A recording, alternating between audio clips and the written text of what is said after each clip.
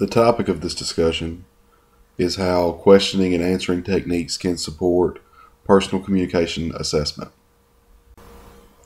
The first component is to plan your questions in advance. You're going to have better questions because you're going to have time to evaluate the original questions that you had and make any corrections you need to make.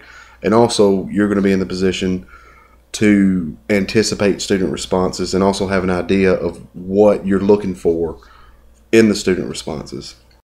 The second facet is ask concise questions. You don't want lengthy questions that students have to mull over for a very long period of time. You want a question that is brief and to the point so that students have a clear target as to where they're going, which is a key to quality assessment all around. The third facet would be to facilitate student reasoning on multiple levels. You don't want to just ask knowledge questions. You want to get into how students are thinking about things, what logic process they're doing. Are they using the theories and principles that you've talked about in class? The fourth facet is that you want to ask the question before choosing a respondent. The main reason you want to do this is that if you do call on a student and then everyone knows that student is the one to answer, you may have students who lose attention or who lose focus. They'll say, "Well, I'm not the one on the hot seat, so it's the pressure's off of me." Whereas if you ask the question before, then all the students have to be ready and be thinking about how they would pose their answer.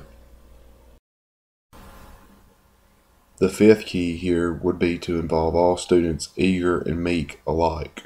It's a really easy process as a teacher to get into, and you'll do it without even realizing it, that you have students who you know are going to give you an answer, whether it's right or not, they're still going to participate.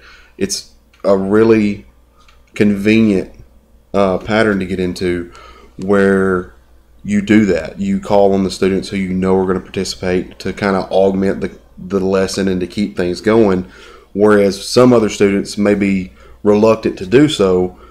They still may have a good answer, but you're going to have to involve everybody in the process. The sixth facet is to identify quality answers and explain why they are so. When you guide them through the process of understanding why it was correct, then you're helping them to take ownership of their learning. And another factor of this is that maybe initially you explain why it's correct, and then as the lesson progresses and students become more accustomed to this process, you involve students and you say, "This student gave an answer, now it's correct. Why do the rest of you think this is so?"